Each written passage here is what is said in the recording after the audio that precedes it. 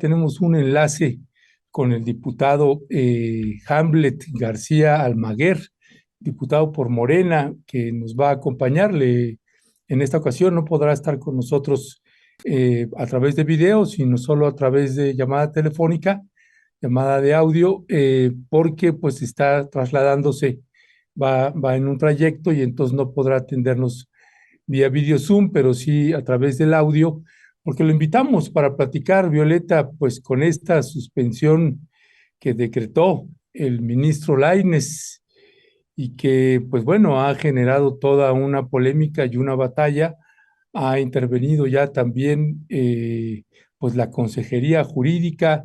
En fin, hay una batalla ahí importante que veremos en qué termina, porque hay señalamientos ahí interesantes.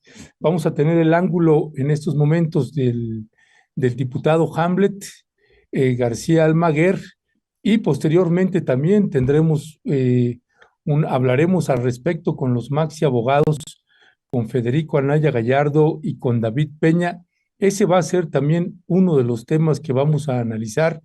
Así que hoy el plan B lo vamos a analizar a profundidad con un diputado que además es abogado y que lo hemos estado entrevistando pues en los últimos meses a propósito del plan B y otros proyectos que hay dentro de la Cámara de Diputados. Diputado Hamlet García Almaguer, le agradecemos que nos tome la llamada. Muy buenos días. Muy buenos días, Ernesto, para ti y para toda la audiencia de Rompeviento a tus órdenes. Bueno, gracias. Se encuentra aquí también conmigo la doctora Violeta Núñez. Buenos días, Violeta, buenos días, doctora. Muy buenos días, diputado. Diputado Almaguer, pues está ya la batalla campal, el proyecto del plan conocido como el Plan B, pues fue suspendido por el ministro Lainez, y la Consejería Jurídica pues ya ha emitido ahí un comunicado. Va a haber una impugnación, y quisiéramos que nos den el punto de vista, la argumentación jurídica desde su punto de vista de la Suprema Corte de Justicia. Este es en el caso del ministro Lainez, que la Consejería Jurídica pues le receta también atribuciones que desde el punto de vista de la Consejería pues no las tiene este ministro ni ningún otro ministro. ¿Qué decir al respecto? Bueno, comentarle a nuestra audiencia que la Constitución establece distintos mecanismos de protección de los derechos humanos. Algunos son judiciales y otros extrajudiciales. Dentro de los judiciales, pues tenemos el amparo, la controversia constitucional, la acción de inconstitucionalidad y también los juicios en materia electoral, el juicio electoral y el juicio de la ciudadanía. O sea, el amparo lo conocen los jueces de distrito y en segunda instancia los magistrados de circuito. Los juicios electorales obviamente los conocen las salas del Tribunal Electoral y las controversias y acciones las conoce la Suprema Corte. La diferencia entre las controversias y las acciones es la siguiente: las acciones están reservadas para las minorías parlamentarias, 33% del Senado o de la Cámara de Diputados, y para los partidos políticos con registro nacional. La oposición ya ha presentado varias de estas acciones de inconstitucionalidad. Y esas, pues sí, están encaminadas a impugnar normas generales en un sentido abstracto. Las controversias constitucionales están creadas para resolver conflictos que tienen que ver con invasión de competencias. Entonces, en teoría, el Instituto Nacional Electoral tendría que argumentar que se están invadiendo sus competencias por parte del Congreso. Un debate muy similar ya se dio en la Sala Superior la semana pasada y la votación quedó empatada 3-3. Por ahí en una conferencia de la semana anterior expusimos pues un extracto de la sesión en la que se observa que los magistrados Soto, Infante y otro magistrado, ahorita te digo el nombre, 3 magistrados de la Sala Superior, Vargas, Soto, Infante y Vargas, dicen que no tenía la razón Edmundo Jacobo y que la Sala Superior ni siquiera tenía facultades para conocer ese asunto. En un desempate, Reyes Rodríguez Mondragón, presidente del Tribunal Electoral, quien trabajó para Gil Swart, fue su secretario técnico en el Senado, pues le da la razón a Edmundo Jacobo. Pero ese debate que quedó en empate nos da esperanzas sobre lo que puede ocurrir en la Corte. ¿Por qué digo esto? En este momento la suspensión está dictada por un ministro de manera individual, sin el consenso con los demás pares. Y puede ser objeto de un análisis por el Pleno. Esto se realiza mediante un recurso de reclamación que está contemplado en el artículo 51 de la ley secundaria, la ley que regula las controversias y acciones. Para interponer ese recurso, los interesados tienen 5 días, pero a la par está corriendo un término de 30 días para que se rindan los informes. Esto te permite ver las diferencias entre los mecanismos, porque el amparo es muy ágil. A veces tienes 24, 48, 72 horas para rendir un informe. Fíjate la diferencia, porque en controversia, la autoridad responsable, el Congreso, tiene 30 días para presentarlo. Incluso si en ese informe se aportan nuevos elementos, la parte que demandó puede ampliar su demanda dentro de un término de 15 días. Esto te permite ver que los litigios de controversias constitucionales son extensos y los litigios en amparo son muy cortos, igual que en la materia electoral, por eso caminaron más rápido que las controversias.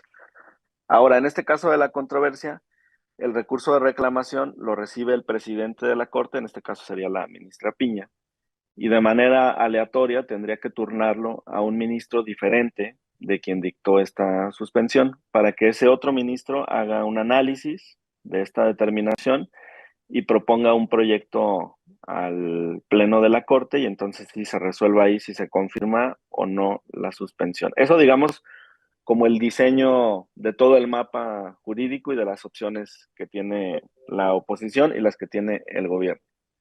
Ahora, aquí el punto, ya como lo dijo el presidente de la República, pues en realidad no es jurídico, es político. Y decimos esto porque es importante analizar quién es el ministro Lainez. El ministro Lainez fue consejero jurídico adjunto, o sea, el segundo a bordo en materia de asesoría legal del presidente Cedillo y del presidente Fox. Y después el presidente Calderón y el presidente Peña lo tuvieron también subordinado como procurador fiscal. El procurador fiscal es el encargado, pues, de cobrar las multas, las sanciones administrativas, los créditos fiscales y también tiene facultades para disminuir o para condonar. Entonces, él tuvo este papel. Entonces, esto nos permite ver que tiene una vinculación muy clara con gobiernos del PRI y del PAN, que hoy están juntos en la coalición Va por México. Y no hace muchos años de ello, entonces esos lazos pues claramente no se han extinguido. Él está en la Suprema Corte precisamente para resguardar estos intereses. Lo que les quiero decir es, no todo está perdido con esta suspensión, lo vimos en el Tribunal Electoral con este empate de 3-3. Y en el recurso de reclamación, pues ya los 11 integrantes de la Corte tendrían que pronunciarse sobre este asunto. Todo esto ya, digamos, es en un marco teórico. Ahora, en el tema concreto de esta suspensión, es un documento de 18 páginas, pues sí hay violaciones muy claras a la legislación y también a la Constitución, porque no se permite la suspensión de manera general, en contra de normas generales. En teoría, la suspensión debería darse sobre actos muy concretos. Por ejemplo, suspender en lo individual la separación de Edmundo Jacobo. Eso es algo que de manera discutible, pero sí podría abordar de manera muy particular, digamos, este ministro ponente. Lo que no puede hacer es suspender todo el plan B, porque incluso en este documento de 18 páginas, el ministro relata cuáles fueron las pretensiones del Instituto Nacional Electoral y en ningún lado dice que el INE haya pedido suspender toda la legislación en la materia.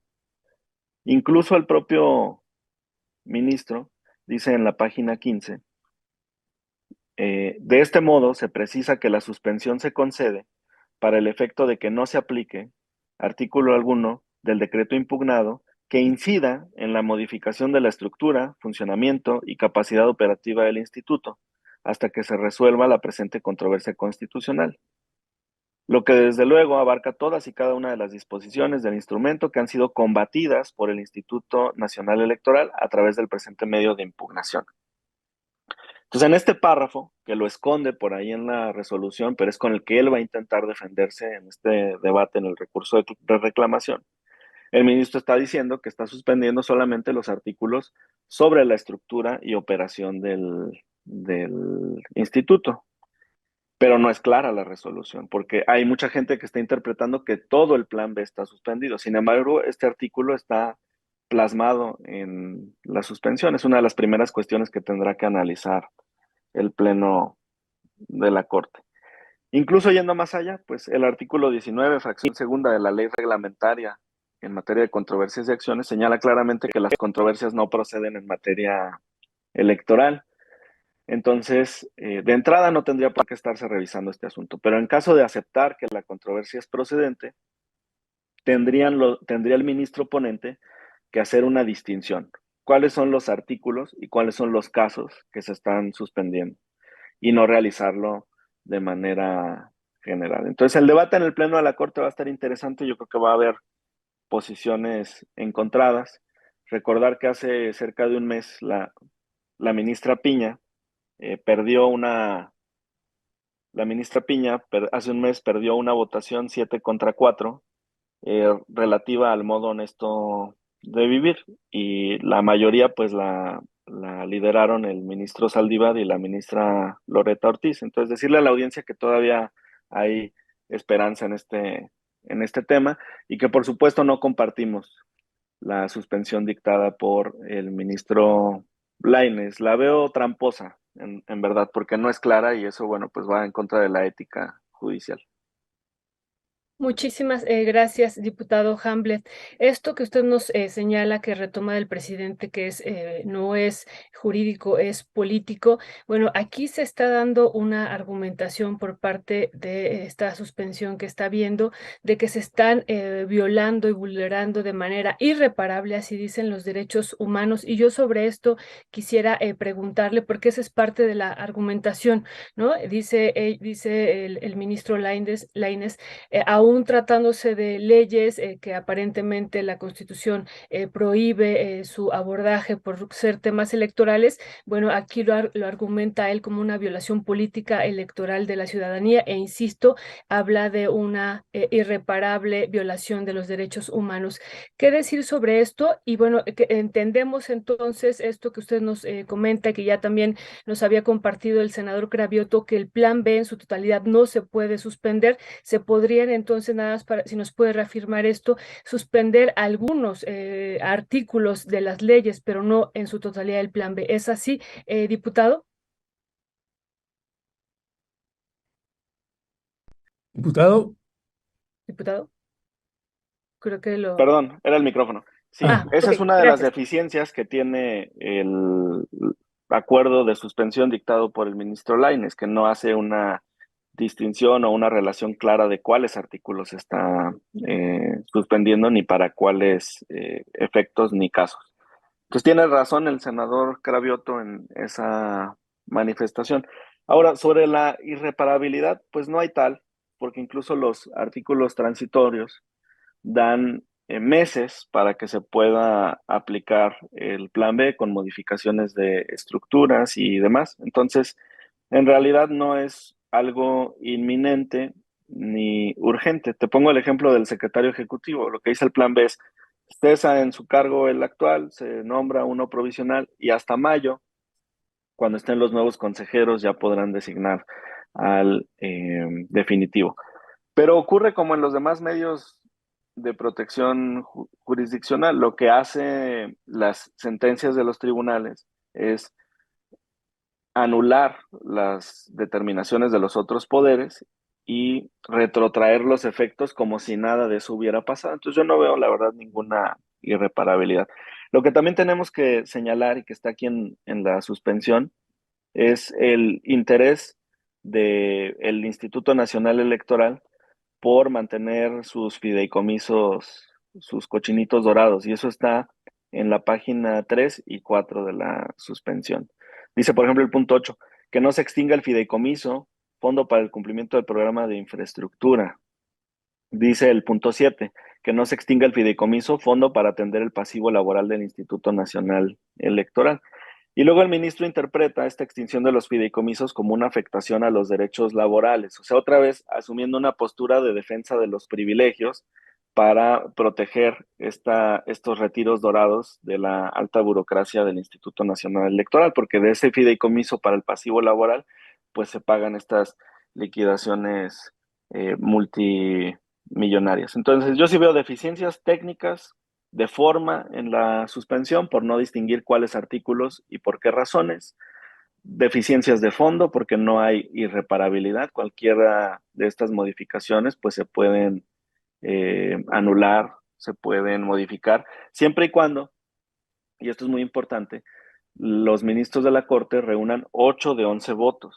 O sea, la Constitución está diseñada para respetar las decisiones del Poder Legislativo, para que 500 diputados, 128 senadores acuerden modificaciones y después el Poder Judicial pueda revisar eso, pero que solamente lo pueda anular con una votación de 8 de los 11 integrantes del máximo tribunal del país. O sea, no está diseñado para que una sola persona, por su capricho, suspenda la aplicación del Plan B. Y a mí me preocupa por lo siguiente, porque el ministro Lainez sabe lo que comentábamos en un principio, que los litigios de controversias constitucionales son extensos.